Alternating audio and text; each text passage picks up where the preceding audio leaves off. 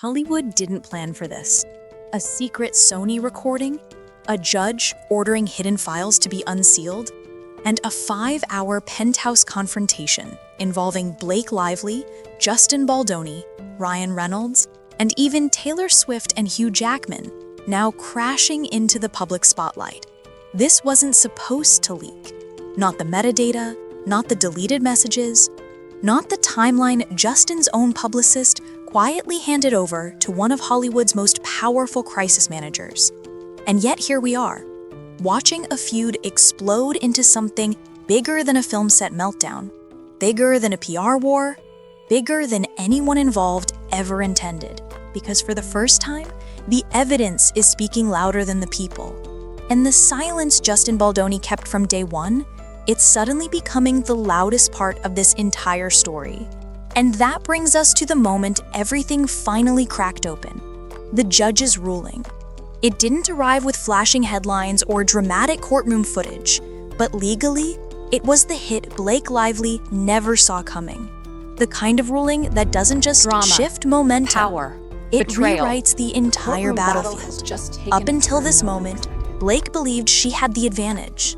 That a carefully curated narrative, a sympathetic tone, and a storm of behind-the-scenes frustration would be enough to steer the case in her direction. But the judge's order changed everything. Because he didn't just request documents, he demanded everything. Emails, texts, voicemails, internal recordings, even metadata that could reveal what was deleted and when. Suddenly, the story wasn't just emotional anymore. It was forensic. And that shift is where Blake's strategy and Justin Baldoni's silence split into two completely different paths. If you thought this scandal began with a lawsuit, you're about to see the real beginning. A sealed recording, a furious Penthouse confrontation, a judge who just unlocked new evidence, and a truth Blake Lively never expected to face, especially not with Justin Baldoni standing in the center of it. Let's start with the moment everything changed. The judge's bombshell order. This wasn't a routine legal update. This was a nuclear detonation. Because the judge didn't just deny motions or push deadlines. He ordered evidence to be unsealed. Not just emails, not just texts, but voicemails, internal recordings, metadata, and proof of possible deleted messages. Evidence Blake Lively and Justin Baldoni both hoped would support their versions of the story, but may actually hurt one of them far more than the other. And what triggered this extreme move? The infamous Sony phone call. The call Justin Baldoni never wanted leaked, and the call Blake Lively hoped would vindicate her, but instead detonated an entire Hollywood war. But before we get to the call, you need to know what happened right before it. Because according to newly leaked testimony, before filming even began, Justin Baldoni attended a private Penthouse meeting with Blake Lively, Ryan Reynolds, and two unexpected witnesses, Taylor Swift and Hugh Jackman. Yes, they were in the room. This wasn't a casual hangout. This wasn't a friendly check-in. This was a 5 to 6 hour confrontation. A marathon of yelling, tension, accusations, and power struggles. And the person who reportedly unleashed the most anger? Ryan Reynolds. Sources say Ryan was uncharacteristically explosive, directing hours of frustration at Justin Baldoni over creative control, image concerns, and the direction of It Ends With Us. Justin, according to multiple accounts, tried to stay calm, but the emotional weight in that room was impossible to hide. Taylor Swift reportedly stepped in at moments to de-escalate. Hugh Jackman tried to mediate, but the atmosphere was unstable. This confrontation, before cameras ever rolled, set the tone for everything that followed. Because right after this blow-up, Blake Lively allegedly began inserting herself into every part of the production: wardrobe, casting, crew changes, on-set HR disputes, and even demanding that every single crew member wear name badges with photos so she could memorize their names. Some people interpreted this as professional preparation, others saw it as extreme control. But either way, tension was already rising. And then came the Book Bonanza incident. Blake reportedly took select cast members to the event without studio approval. This created what insiders described as a power loyalty moment, where Blake appeared to be shaping the narrative of the film's public identity without Justin or Wayfair involved. Justin's team was blindsided. Wayfair was frustrated. The PR teams on both sides felt an earthquake coming. And then it happened. This Sony phone call. Sony executives got involved to help stabilize the chaos. They read a statement to the Wayfair team, a statement Blake allegedly drafted with Ryan, which Sony wanted Wayfair to sign as if it came from them. Justin Baldoni was on that call. So was Jamie Heath from Wayfair. And something about the tone felt wrong. Jamie pressed record, secretly. And the recording captured something Blake never expected. Not a PR conspiracy against her, but evidence that could show she and Ryan were attempting to force a narrative through Sony. This recording is what Blake believed would prove Justin and Wayfair acted improperly. But people who've heard it say it does the opposite. Justin sounds calm, Blake sounds frustrated, Sony sounds uncomfortable, Wayfair sounds cornered. And that one recording is now the anchor of this entire war. So when the judge ordered new evidence unsealed, emails, texts, voicemails, recordings, metadata, everyone knew it was connected to this call. But here's where everything gets even more explosive. Because the new transcript you provided includes something Blake's legal team is terrified of. Metadata showing messages may have been deleted. From who? We don't know yet. But the suspicion alone is enough to shake the ground under Blake's case. Now add this. Justin Baldoni's publicist, Jennifer Ayal, created a detailed timeline of every major event around the film's premiere and behind-the-scenes problems, and she sent it directly to Melissa Nathan, the PR titan involved in Stephanie Jones's lawsuit. This wasn't a casual exchange. This was damage control. This was preparation. This was Justin's camp documenting everything. And that timeline, now in legal hands, supports Justin's side far more than Blake's. So when Blake walked into court expecting sympathy, expecting the judge to see her as the victim, she instead walked into a courtroom where her own actions, her own messages, and her own fingerprints may now be used against her. And this was only the beginning, because the minute this evidence became unsealed, the PR war Blake thought she was controlling began slipping into the hands of Justin Baldoni, Melissa Nathan, and a narrative far bigger and far messier than anything she planned for. Once the judge ordered new evidence unsealed, this wasn't just a legal battle anymore. It became a PR war. And Blake Lively didn't just walk into this war, she walked into the wrong side of it. Meanwhile, Justin Baldoni quietly aligned himself with one of the most strategic crisis teams in Hollywood, and that decision may be the reason the narrative is now slipping out of Blake's hands. The moment the judge demanded metadata, recordings, and deleted message trails, every PR house in Hollywood went into defensive mode. And at the center of that PR hurricane were two warring factions: TAG, Melissa Nathan's crisis team, and JonesWorks, Stephanie Jones's agency. These two groups have hated each other for years. Blake didn't know she was stepping into a feud that goes back to Scooter Braun, the Taylor Swift Masters fallout, interns degrading Taylor online, a PR split that became a Cold War. But Justin Baldoni, he knew exactly where the fault lines were, and he stayed on the side that plays the long game, TAG. Not publicly, not officially, but the evidence makes it clear. Not to Sony, not to Wayfair's lawyers, to Melissa Nathan, the same woman accused of PR manipulation in two other scandals. Why? Because Melissa isn't just a publicist. She's strategic, calculating, and infamous for surviving Hollywood chaos. And now Melissa had Baldoni's timeline, a timeline detailing Blake's behavior before filming, the Penthouse blow-up with Ryan, Taylor Swift and Hugh Jackman witnessing it, Book Bonanza drama, Blake's demands, Baldoni's concerns, the Sony call. Every tense moment from pre-production to premiere. That timeline became ammunition, not against Blake directly, but for Baldoni's defense. Meanwhile, on Blake's side of the PR war, chaos. JonesWorks was already embroiled in the Stephanie Jones lawsuit. A smear website, 2 women contradicting each other under oath, deleted messages, shady PR tactics, accusations of retaliation, confusion over who told the truth. Blake tried to quietly align with Stephanie because Stephanie's contradictions with Melissa could help her prove a pattern. But when the judge refused Stephanie's request for more time, Blake lost her chance to use Stephanie's case against Justin. Then something worse happened.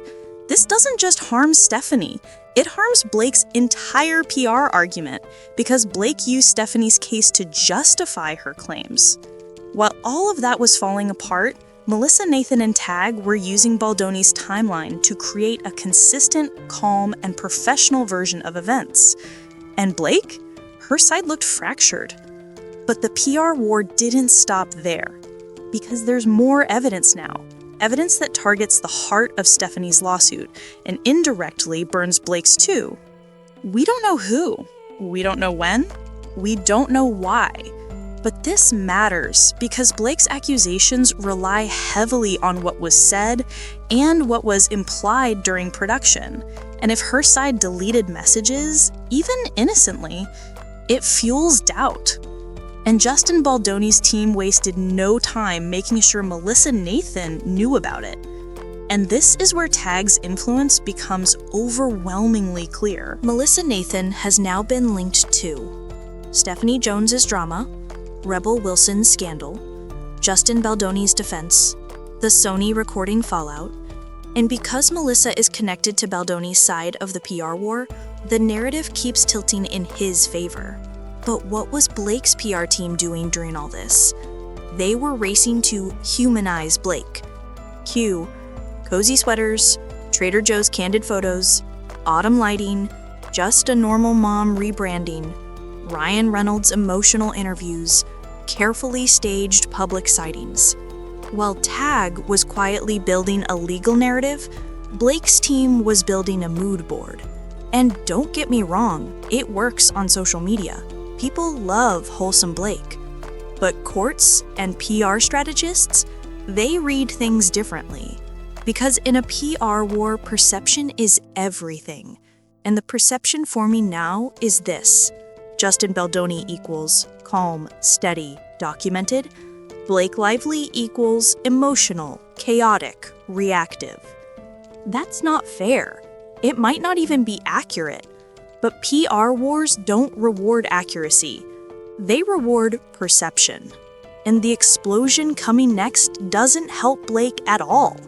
Because the PR fingerprints connecting Stephanie Jones, Melissa Nathan, Tag, and now Justin Baldoni lead directly into a third scandal.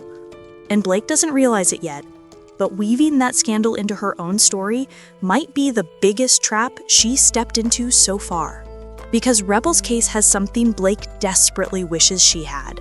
Screenshots, PR texts, website discussions, contradicting statements, messy digital evidence.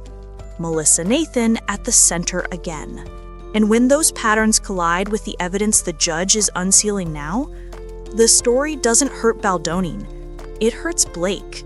Because Rebel scandal and the PR fingerprints all over it create a pattern Blake thought would help her, but instead expose the one contradiction her team hoped would never resurface.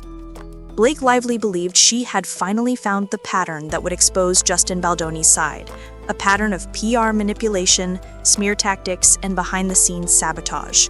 But the moment she tried to use Rebel Wilson's scandal as proof, that pattern turned into a trap, one that points back at her own contradictions more than anyone else's. Because the truth is, Rebel Wilson's situation looks on the surface like it should help Blake. The same PR fingerprints, the same crisis manager, Melissa Nathan, the same messy digital trail. But beneath the surface, Rebel's case exposes the one thing Blake cannot escape. Rebel has evidence. Blake does not. Let's break down Rebel's story the way your competitors don't, clearly and without theatrical confusion. Rebel directed The Deb, her first film. Exciting moment, big pressure, high expectations. Then she says her lead actress, Charlotte, confided in her that producer Amanda Ghost had touched her chest after a bath. Rebel claimed she felt responsible to protect the actress, because that's what a good director does. But the second Rebel reported it, everything flipped. Charlotte denied it. She said Rebel misunderstood. She said Rebel exaggerated. She said Rebel made the situation worse, not better. Suddenly, Rebel wasn't the protector. She became the accused. Amanda Ghost's team claimed Rebel retaliated, and then came the part that ties directly into Blake's narrative. A website allegedly designed to paint Amanda as dangerous, unstable, abusive. Who allegedly helped with that? Melissa Nathan. Yes, the same Melissa who Stephanie Jones accused, Katie Cassis contradicted, Justin Baldoni's publicist emailed, Blake's team wanted to use as proof of pattern. The judge is now unsealing messages about, and then came the nuclear part. PR text messages. Real texts. Actual screenshots. Messages discussing strategy. Messages that match Rebel's timeline and contradict Melissa Nathan's defense. Screenshots that exist whether people like them or not. This is exactly the pattern Blake hoped to use against Justin Baldoni and Wayfair. She thought, see, Melissa Nathan directed a smear campaign there. Maybe the same PR fingerprints harmed me too. But that logic collapses immediately because Blake's situation is fundamentally different from Rebel's and not in Blake's favor. Rebel has contradicting testimonies. Rebel has the alleged website. Rebel has screenshots. Rebel has PR messages. Rebel has receipts, even if messy. Blake has none of these. Blake doesn't have a website, screenshots, leaked DMs, PR instructions, burner accounts, contradicting employees, deleted metadata tied to Baldoni, no digital proof of sabotage. The only pattern Blake can claim is tension. Intention is not evidence. But the real trap is deeper, because tying her case to Rebel doesn't just highlight Blake's lack of evidence, it exposes another problem. Rebel's story is a contradiction of believe women. A woman accused another woman. The other woman denied it. A PR woman contradicted both. Another PR woman contradicted the PR woman. Screenshots contradicted the denial. A website contradicted the screenshots. Everyone contradicts everyone. It's impossible to know who's telling the truth. And that is the last thing Blake should attach her case to. Why? Because her entire public identity, for years, was built on believe women. She posted it. She championed it. She aligned with it. But now, to use Rebel's story as ammunition, Blake must choose which woman she believes. Rebel, Charlotte, Amanda Ghost, Melissa, Katie. The moment she sides with one, she automatically dismisses another.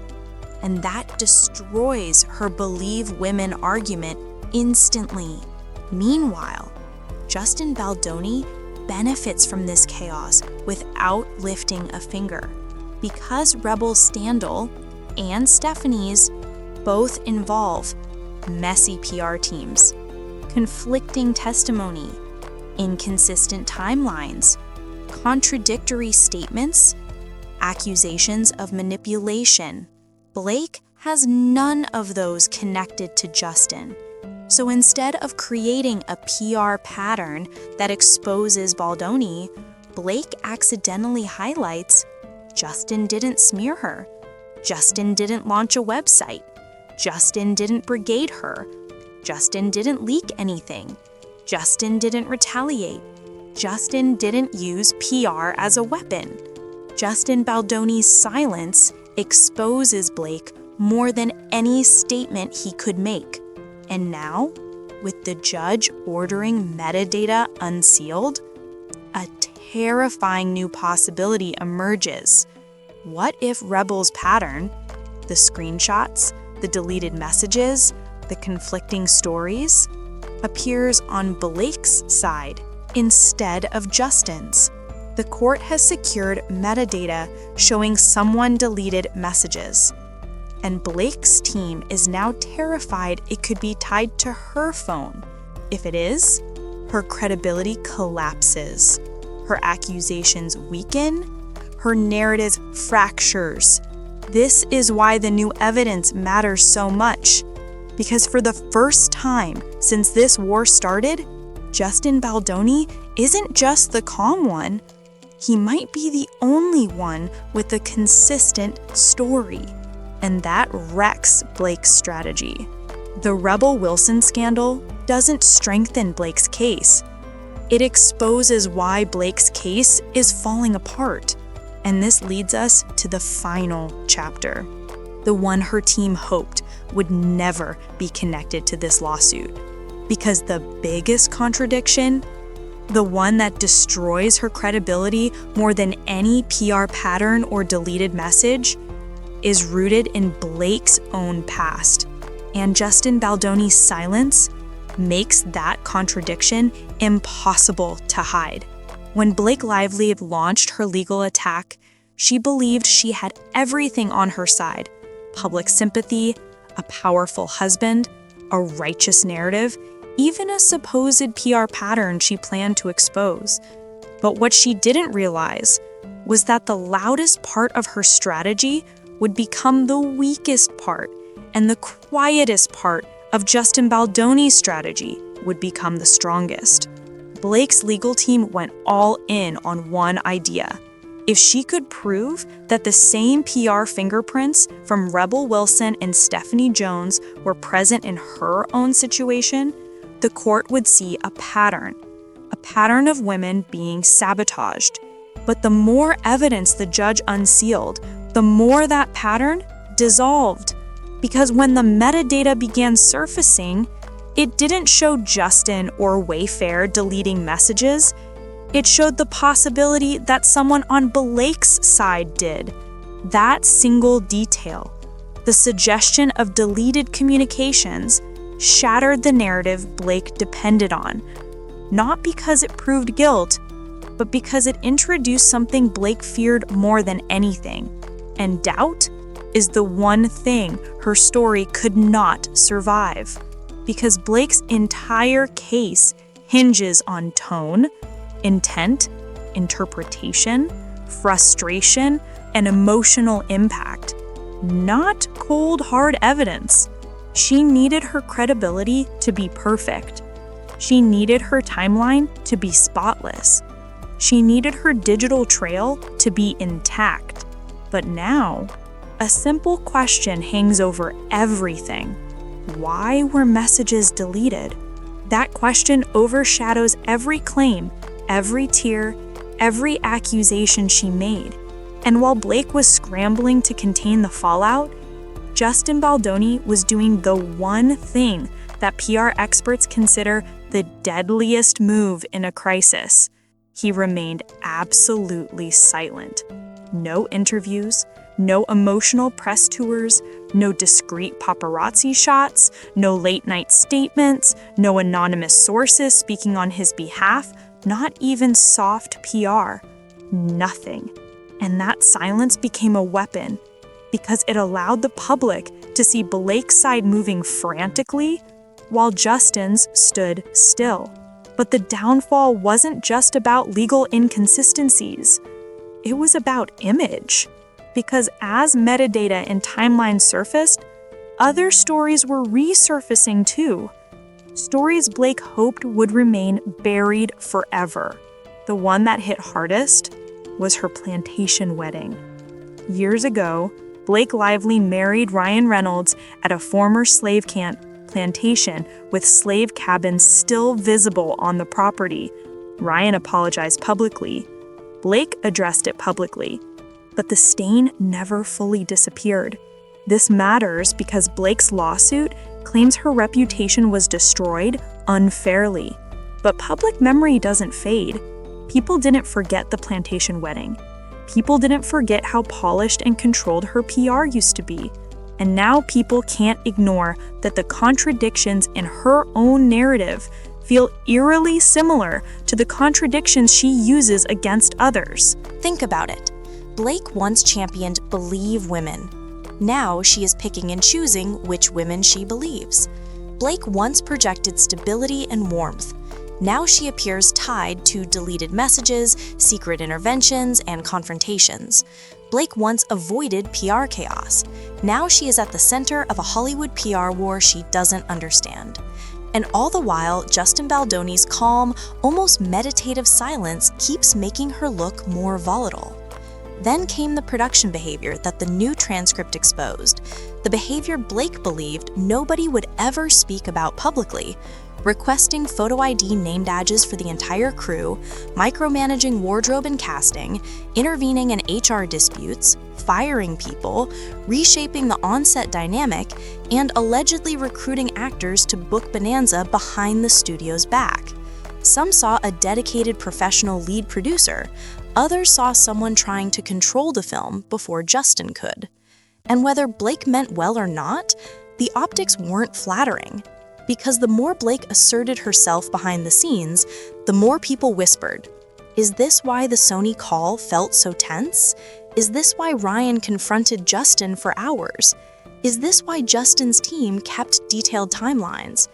And now, with the judge unlocking new evidence, including the Sony recording Blake hoped would save her, the question becomes unavoidable. What happens if the recording doesn't paint Justin as the manipulator, but Blake as the storm? Remember, Justin Baldoni didn't smear Blake. He didn't launch a website, he didn't brigade social media, he didn't plant stories. He didn't react publicly, he didn't counterattack. He did nothing. And somehow, doing nothing turned him into the person who looks the most credible. Because when one person fights loudly and the other person stands silently, the public naturally begins to wonder, why is one side panicking while the other isn't? And that's where this entire scandal lands. Justin Baldoni didn't win through force. He didn't win through PR tricks. He didn't win through retaliation. He won through contrast, by being everything Blake's narrative struggled to be: steady, measured, documented, consistent, and quiet. And Blake, knowingly or not, amplified that contrast every single time she tried to control the story. Now the industry waits for the final reveal, the Sony recording, the evidence unsealed by the judge, the metadata trail, the emails, the timelines, the messages, the contradictions, the missing pieces, the Penthouse confrontation, Taylor Swift, Hugh Jackman, Ryan Reynolds, all of it. Because when the truth finally comes out, and it will, one question will define this entire scandal. Was Blake Lively exposing a pattern? Or was the pattern exposing Blake Lively? And the silence Justin Baldoni kept from day one may be the very thing that ends up speaking loudest of all. If you want every update, every leak, every unsealed document, every twist this case still has left, make sure you like, subscribe, and turn on notifications, because everything you just heard is only the beginning. And what comes next is even bigger